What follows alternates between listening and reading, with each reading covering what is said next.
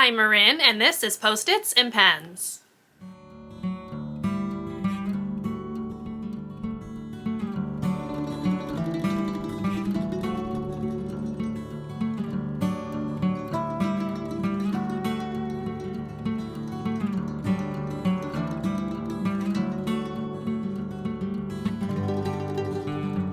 Hello and welcome back to my channel. My name is Marin, and here you will find a little beauty, a little books, and a little teaching content. So if that sounds like something you might enjoy, I would love for you to subscribe and stick around and join me in my little corner of YouTube. Today's video is going to be my beauty budget update for the first quarter of 2022. So let's go ahead and get into the video.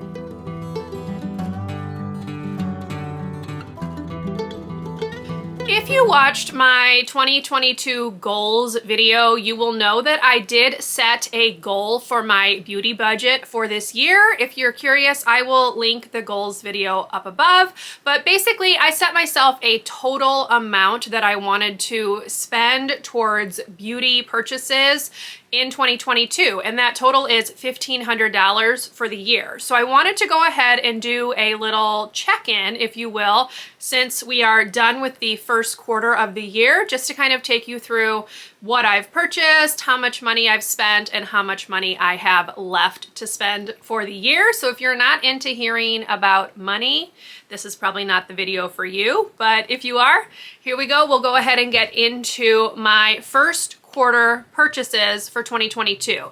Now, I have divided these out by month, and I have put the date that I purchased them and where I purchased them from. So we're kind of just gonna roll through this starting with January. So on January 2nd, I made a purchase from Amazon to pick up another 3-pack of the CosRX Acne Pimple Master Patches.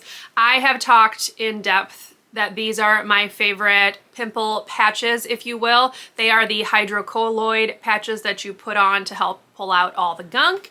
This is the last pack of the 3 that I did purchase, but I did pick up 96 patches, which was 3 of these, and it was for a total of $13.50.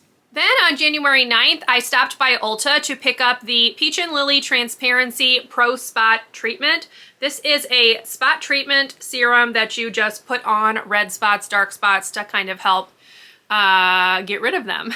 So I had heard about this from James Welsh, who said that this was kind of his current favorite spot treatment. He and I seem to have similar skin in terms of leaving dark marks behind, and so I decided to go ahead and give this one a whirl, and I will say it does work. It is pricey. It was $43, but it definitely does what it says it's going to do, at least for hyperpigmentation left over from breakouts. So yeah, I'm enjoying it so far and glad that I picked this one up, even if it is on the pricier side. On January 10th, I made another purchase from Amazon, and this was to pick up the Skinfood Peach Finishing Powder. So it does look like this. It is very, very small. There's not a lot of powder in there. 5 grams is what's in here. I picked this up because I ran out of my favorite setting powder of all time, which is the Too Faced Peach Perfect Setting Powder. I wanted to see how this one compared. They don't, so I'll just throw that out there. But yeah, so I picked this one up for $9.99. Then on January 12th, I made a purchase from Sephora, and I picked up 3 things. So I did pick up the Dr. Jart Tiger Grass Color Correcting Treatment Serum, which looks like this. This is the mini size, and it retails for $20. And this was a repurchase. And then I also picked up a new eyeshadow primer. This is the Urban Decay eyeshadow primer. This retails for $24. This was also a replacement, although it's replacing the Too Faced Shadow Insurance that I had been using prior to that. This is kind of my standard favorite go-to, so I went back to this one. And then the last purchase was this Charlotte Tilbury Pillow Talk liner. This is her Lip Cheat lip liner. And I picked this up because I am currently working on a lip liner in my Project Pan, which I have on today, and I don't have any other lip liners. So I wanted to go ahead and pick another one up that was in like a little bit of a different color. I'd heard a lot about this one, so I'll kind of just show you the color right here. So I picked this one up as well, and this retailed for $24 as well. Moving on to February, I went and made a purchase from Ulta in store on February 12th because I needed to pick up another NYX eyebrow powder pencil. This is my current brow pencil that I am using. And while I was there, I also picked up the Urban Decay Wild Greens eyeshadow palette. Now, the pencil retailed for $6.50 and the eyeshadow palette was $44. So I am really enjoying this so far. I haven't gotten a ton of use out of it as of yet, but I have been playing with it. And I'm enjoying kind of the tones of the shades. I can do some pretty natural everyday looks with it. So I am happy that I picked this one up. On February 14th, I made a purchase from Ilia and I picked up their Super Serum Skin Tint SPF 40, which looks like this. It is like a very light coverage foundation. I got the shade ST3 Balos. Not sure if you can see that. There you go. And then this retailed for $48. And while I was purchasing this, I also picked up their Ilia Multistick, multi-use stick. So it's a lip color and cheek color. It looks like this. And I do really enjoy the color of it. I will show you. So it's just a pinky color, which I enjoy. I am using it mostly as a blush, but it's totally usable for your lips as well. And then this retailed for $34. So those were my two purchases from Ilia. And the last purchase that I made was in store at Ulta again, and I picked up the ColourPop Pretty Fresh Hyaluronic Acid Tinted Moisturizer, which looks like this. It retails for $14, and I got the shade Fair 4N. I am wearing that today. I like it pretty well. It's very light coverage, obviously, so I do need to go in with like a concealer. But yeah, I'm enjoying it so far, and I purchased this one on February 16th, and this was the last purchase for February. Then we get into March, where I made the most purchases and spent the most money, of course, because those two things go hand in hand. So again, I ordered these from Ulta.com. I picked up the Urban Decay Translucent All-Nighter Setting Powder, which just looks like this, because I am almost out of the one that I'd picked up in January, that Skinfood one, because there was so little powder in there. So I went ahead and picked this up to give it a whirl to see what I think about it, because I am on the hunt for a new setting powder. And I also picked up this Beauty Blender dual-sided powder puff. Now the powder, really quickly, the powder retails for $29. And then I picked up this little powder puff. It is dirty because I've been using it. But basically it looks like this. So you can use the kind of velour side, which as you can see is the side I've been using. There is also this side here. You can hook it on your finger like this, but you can also put your fingers in like this. So I do like that it has that point so I can get it where I need it to go, especially around my nose. But I am enjoying this one a lot so far, and it's retailed for $15. And the last two things that I made that I purchased from Ulta, because again, this was a kind of big purchase. I picked up these CoverFX Mattifying Booster Drops. They look like this. This was actually half off, so I got this for $22.50 instead of full price. I got this to mix with the two lighter coverage like base products that I picked up, because both of them leave me pretty glowy and I have combo skin, so I needed something to help hold it onto my face a little bit better. So I thought these might be the way to go, and so far I am enjoying that.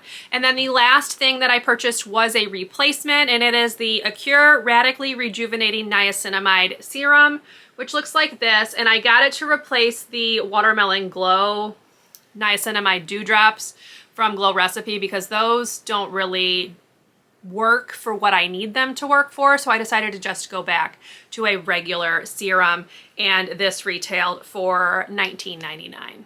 Okay, on March 13th, I made a purchase from Amazon, and I picked up the Tula Skincare Brightening Treatment Drops. This is their version of their vitamin C. So it has just a dropper applicator like this.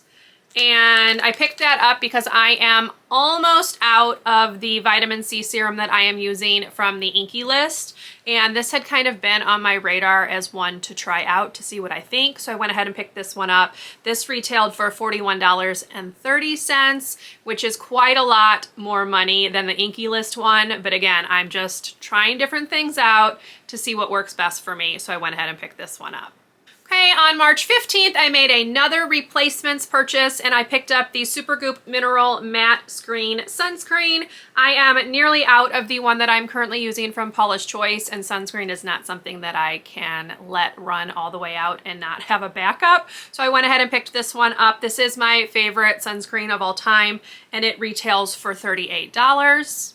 And then the last purchase that I've made in March was on March 19th. I picked up 2 items from Sephora. The first one is the Milk Hydro Grip Primer, which looks like this. It was a replacement because I'd used up the Too Faced Peach Perfect primer that I had been working on. So I picked this one up. And then just to treat myself, I picked up the Natasha Denona Pastel palette, which looks like this. This one retails for $65. The primer was $36. And I'm really excited to play with this one. This one just came in the mail like yesterday. So, let's just take a minute to look at the shades, y'all. They're really, really pretty. I actually have this shade right here on my inner corner, which doesn't show up super well, I don't think, on camera, but looks really pretty in person. So I am very excited about this one, even if this was very, very pricey. I picked up 19 new items in the first quarter of 2022, 10 of which were repurchases, so that means 9 of them were like extra goodies that I decided I wanted, and I spent a total of $527.78. So to subtract that from my overall total that I wanted to spend in 2022, that means I have $972.22 left. Now, I did purchase quite a lot in the first quarter of the year, so my goal is to do at least a 1-month no buy in terms of like new items. Obviously, I will still purchase like replacements if I need them, but I'm definitely going to cut off the new things that I've brought in. I feel like I have a good amount of new things to play around with for the next few months and get some use out of before I feel the need to bring anything else in, so this really shouldn't be too terribly difficult. But yes, I will be doing another one of these updates at the end of June to talk about the second quarter of the year and to go over those purchases just to see where I'm at. And I plan on doing one of these each quarter, so you will see 3 more of these videos in 2022.